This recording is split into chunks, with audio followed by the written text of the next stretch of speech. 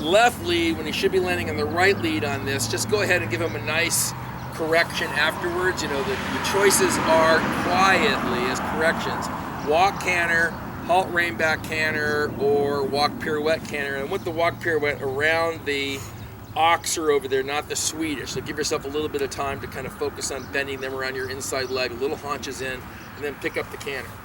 Okay, so if you feel you haven't given them a good aid to change their leads, then go ahead and just do a trot canter transition or a flying change. Who wants to give me an explanation for why doing a flying change after the fence to get the lead you want is not a correction for landing on the correct lead? Who knows why that is? In other words, if you wanted to, let's say you wanted to go from left lead to right lead, and you gave an aid to land on the right lead, but the horse landed on the left lead, took 3 strides, and did a flying change. Why is there no potential for the horse to ever land on the correct lead on landing from doing that? It's not a correction, it's another aid, right? Yeah. It was kind of like putting them forward, not like trying to take them back. Yeah. It was kind of like. Because if they're good at flying changes, there's no increase in work, so there's no reason for the horse to change their mind about doing it. You may get the change closer to the fence, which actually may not be a benefit. So if you land and they do a change, like in the next stride, that's actually not a benefit because they lose forward movement by doing that normally. The ones that do that.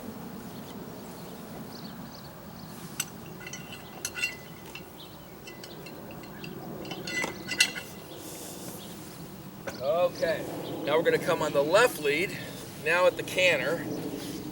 Now, it's probably possible to jump every fence in this course with pretty much the same balance the entire time because nothing's really big yet. But if you think about your range of choices between verticals and ascending fences, we're going to be doing this triple bar in a moment. What would you say the difference in balance would be between an ascending fence and a vertical? Who wants to guess on that? For a vertical, you kind of want to have them like more in their back end and more like rock back and like Good. balance because they're going to need to jump up and over it in order to not catch the rail. So a little increase in collection. Good. And not when you can kind of just like canter up to it. It's a lot easier. Yeah, very good. So you're exactly right. So just having them a little more collected on a vertical fence or a square oxer is a really important skill set. So we're going to go ahead and practice that, but we don't want to be lacking impulsion. So how we adjust our stride coming out of our corner is really important. So we're going to go on the left lead, same order. You're going to make sure that you have your horse in front of your leg as you're coming around that corner. Event riders have nobody's done it yet because we only trotted, but event riders have sort of a cultural deficit when they come out of their turn. If you look at the average event rider, the first thing they say when they come out of a turn is whoa. All right, and so what you want to do is make sure that your first couple of steps coming out of a turn are establishing that horse in front of your leg, then adjust the balance. Remember, our rule was power first, impulsion first, forward first, balance second. So your half halt, which converts that energy into a more collective balance, happens after you send the horse forward. Okay, first horse. I'm going to see a nice correction afterwards if, for whatever reason, we land on the left lead. With those eyes up ahead of you. Okay, let's walk a second. Come over here. Come over here. Come. Stop, stop, stop, stop, stop, stop, stop, stop. Sorry, with the noise, it's kind of hard to hear me. So, unfortunately, when you're first, a lot of times you act as the victim. So when I'm correcting her, for this particular instance, I'm correcting all of you. All right, so you're doing something, and I mentioned it yesterday to a few people. It's pretty normal. But we may have talked about it yesterday about what artifacts were. All right, so artifacts are things which you carry with you from when you're very young as a rider that served a purpose when you were young but no longer serve a purpose. They're things which are actually interfering with you. All right. So some point along. So I want to be really clear on this: that whoever taught you this did not teach you a bad thing. wanted to is probably super necessary. Right? So now you're doing something which is actually interfering with you. Right? And so what she does is, which is really common in event riders, she canters down that long side and she's already got her head turned to the left looking at this jump. All right, so let's just make a little check. Take your left hand without the whip in it and point at the oxer on your left side without looking at it. Point at it. Where is it? Exactly. All right, so how'd you know that? Well, you've been going around the ring for a while, and so you pretty much know triple bars over there, bounces over there, right? Red fence is right here.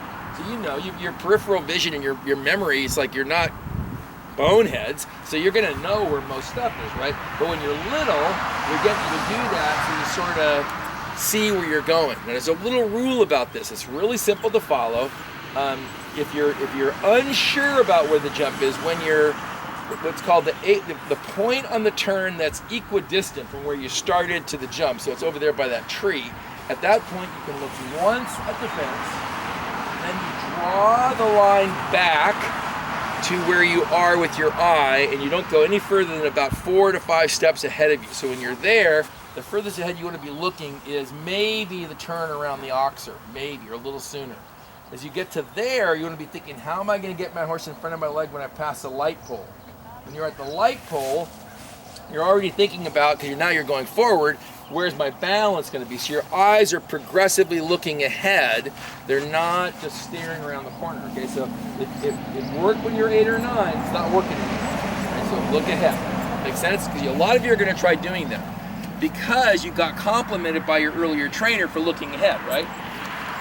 And again, not a bad thing, but you know, preliminary and a level and above, you can't be doing that. So now look ahead, but not too far ahead. There. Now look at the point of the turn now. Point of the turn. Now your eyes can start coming up to the jump. Perfect. Very nice eyes.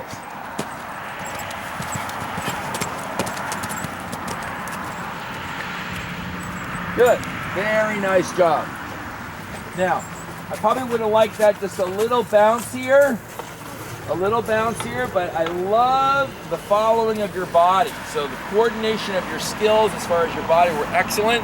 That was the right choice. So your decision was fine. Your balance was a little bit flat. All right. So we're going to do that one more time. But don't go right away. We're going to try to get the balance just a little more collected.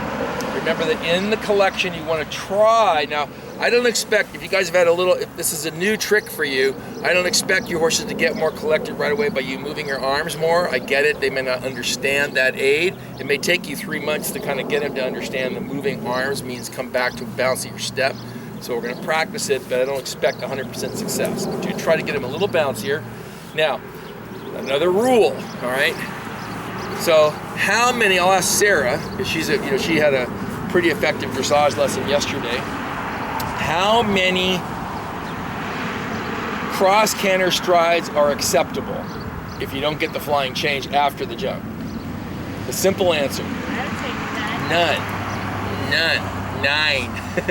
All right, so this is important. Now in a schooling situation, what you're going to do is one of our 3 corrections: walk canter, halt rein back canter, walk pirouette canter, if he cross canters. All right, so if you're in a showing situation, you can do what you did. I prefer, although I doubt I would be able to sell any of you on doing it at your level, I would prefer trot canter in that circumstance. Now here's why. If you've been taught to reach back with your outside leg and, in quotes, clean up the lead, what you're doing is you are accepting the idea that there are some number of cross canter strides that are acceptable. And that's not true. Cross canter doesn't exist. So it's not acceptable. In the German manual of advanced dressage techniques, it's the only place in the book where they use the word never. Never kick them with the outside leg. Your choices are what I've told you: walk canter, halt rein back canter, walk pirouette canter, or go back to the counter canter and do the flying change again. But you don't clean up the lead, okay? Which you were quiet about. You did a good job doing it, but I want you not to do that in schooling. All right, is that fair? So again, more collected, same beautiful timing, just more collected, and then correction afterwards for the lead if we miss. the selection their back still?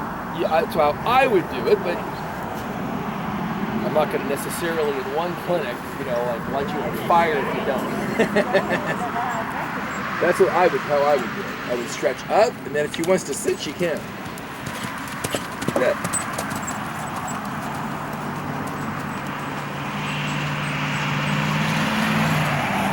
Good job. Okay, so now we're going to test our eye. Very nice. So much better in the collection, actually much better in the straightness. All right. So now you think about this as you think about your walk transition. Let's see who can answer. Why did her horse hollow his back and pull on her hands in her walk transition? Is that too heavy? Good job. So a little heavy in your seat, so you're carrying along. Now I love your position in your collection for your jump. And there, and you didn't need to, but she could have sat down because the half halt was so good. She could have sat down. She didn't need to. She felt very comfortable on this little fence, just kind of popping over it. But when you went to get him to do the walk, you really pushed your butt into his back, and he kind of did that, didn't he? So use the same more up position. Now, once you're in the collected balance, you can sit, but get the collection with a lighter seat. In the dressage world, they would say, remember your thighs yesterday? They would say, create a bubble under your seat as you collect and then sit down. Here we go, up, not back. Okay, go ahead. He's a nice jumper. I like him.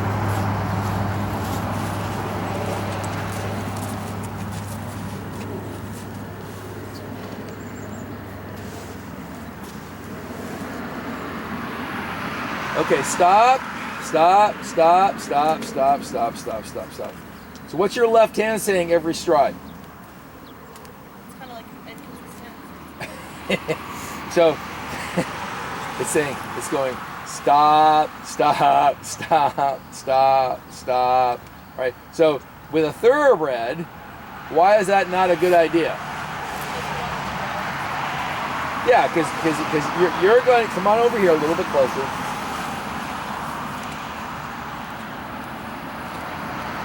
Because he will listen, right? I don't want you to do it with your inside hand, all right? But he will, now follow me on this because this is an event trip. This is what event riders do. So event riders are specialists at going fast, but in show jumping we fear going forward. It's the weirdest thing ever. So when I go to do clinics, people will say to me, I'll ask them about their horse and they'll say, well, he's really good on cross country, but he's really bad in show jumping.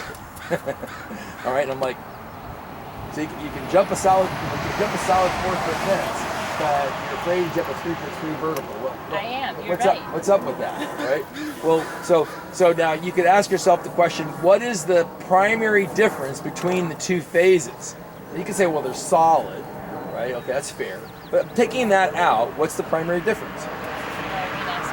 Yeah, you're going way more forward on cross country. So we get in show jumping, we're like, oh, gotta maintain control. But you see, now don't take this in the wrong way. So I'm gonna say something that's gonna sound really rude, but it's not really meant to be. It's meant to be just a slap in the face, because you're a liar. Because you don't really want him to go, whoa, whoa, whoa. You're gonna get down to some point, and you're gonna say, well, it's hit for right now, which is go. Right, so you're going, no, surprise! And what the good horses do is they kind of go, yeah, blah, blah, blah, because I know what you're going to do when you get to that triple bar. You're going to hook them over it, right? So play with your stride more. Work him more. Longer, shorter. If you want to get a hot horse calm, tell him, I like outside range. I like forward movement. But I like collective movement. But I like longer movement. But I like collective movement. Come on, tell him to go forward. Look at the turn. Good. Now, if you want to tell him to come back a little bit, you can. Good, nice elbows.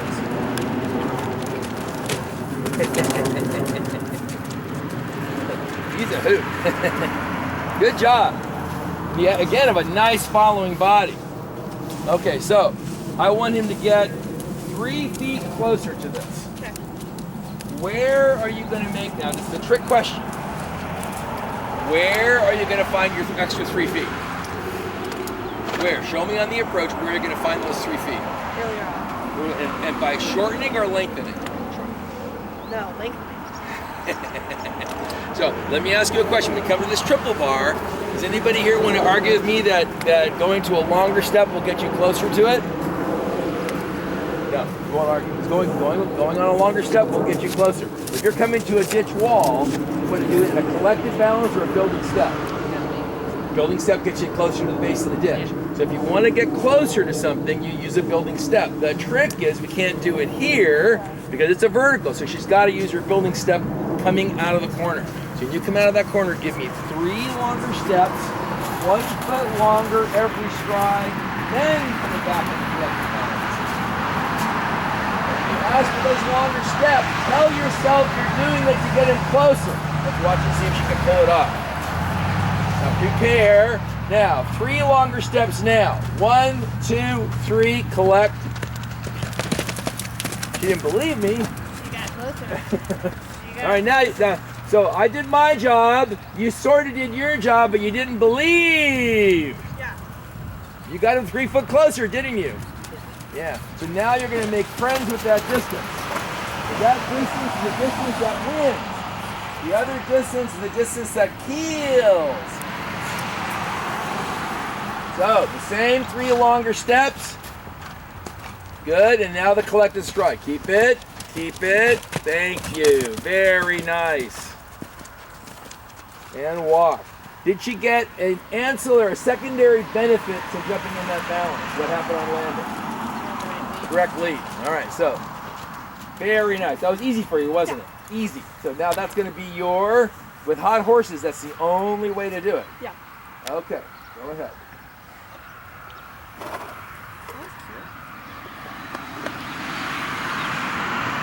Thank you. You've been very well educated about keeping your body quiet when you make the decision. Yeah.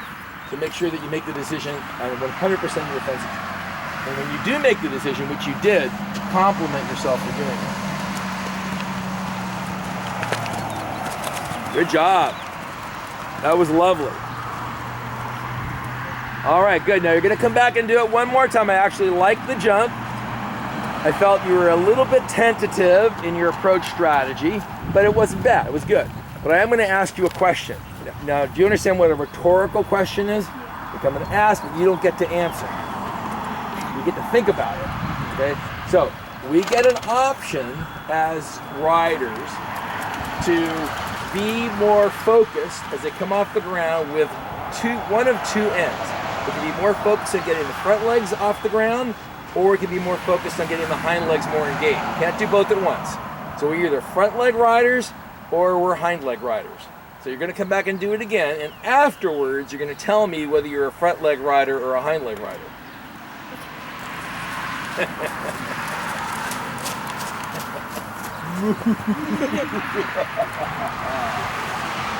shall find out. What should you be? Hind leg, you bet. Which do we want to be emotionally? Front leg. Yes.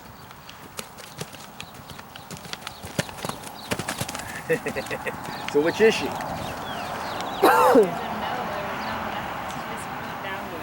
I think she's. So which do you want to be? I think back leg, but I think your shoulders are a little quick. That's not really quick, you know. So, but you I think you're inherently are a little bit of a front leg rider, right? So we're gonna so you were somewhere in your early background. You were taught to tip your shoulders a little forward coming off the ground. So we want to have now there's a solution to that. If you, especially on cross country, you have a tendency. So let's watch your position. If you have a tendency to be a little quick with your shoulders, you can mitigate that by taking your lower legs. Everybody know what C position is? C position. William Fox Pitt position. All right. So if you're tall, C position means you take your lower leg and you put it here. By putting your leg there, you can bring your upper body super close. You know, her body makes a C, but if her body's there and her leg is here, she's like, whoa, I'll fall forward. So you've got to mitigate. If you're a quick shoulder person or super tall, like William Fox Pitt, you've got to put your leg there. All right? Makes sense? You can do that. There's nothing wrong with that. You'll stay going forward. Your leg, Now, can you get, so you got to have a horse in front of your leg though, right? So, good. Otherwise, good. I love the balance. I love your power creation.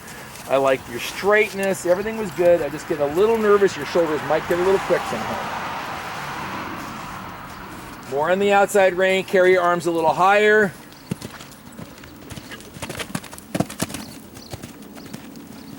Showing your correction. With you get to use the walk pirouette. You get to do the walk pirouette. So we worked on that yesterday. Too small, bigger, and more bent.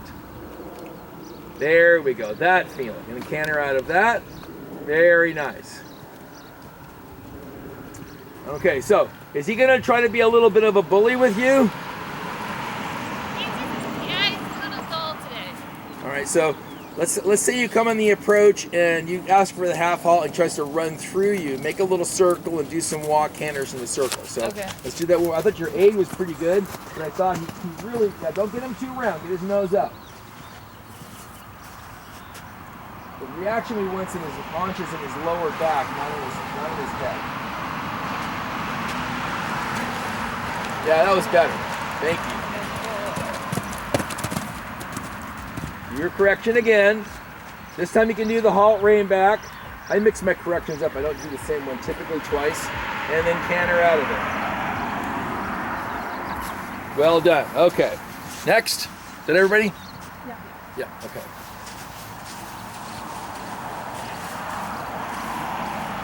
Well done.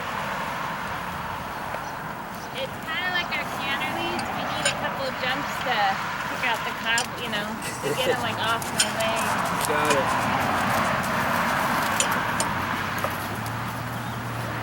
Yeah, some horses, they don't do well with group lessons standing around,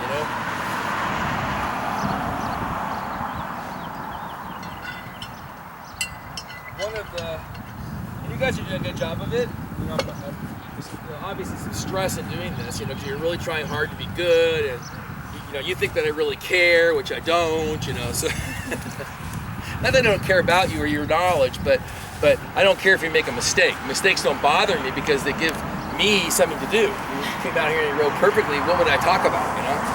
So you have to kind of relax about that a little bit. Just try to follow instruction. George Morris is a very interesting thing in his groups, like he has big groups, is you have to stand still and go right to the line, doesn't let you canter around, because he wants horses like this to have to be sharp and be really quick off your left. So same thing again, then we're going to take our turn and we're going to do our little bounce. Check the distance.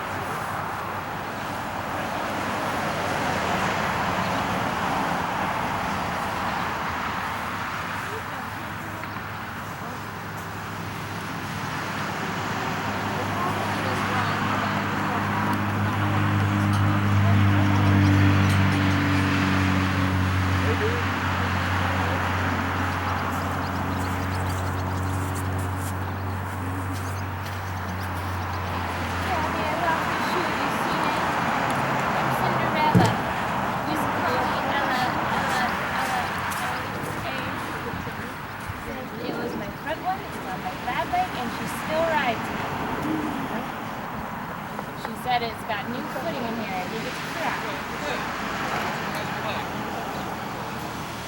Not at white feet.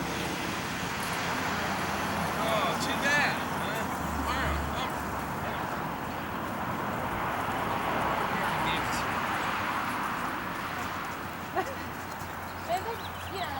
Jesse, I don't mind And we to single us out, Sarah. Yeah, really. He's on the payroll. Those railbirds. Put the railbirds to work.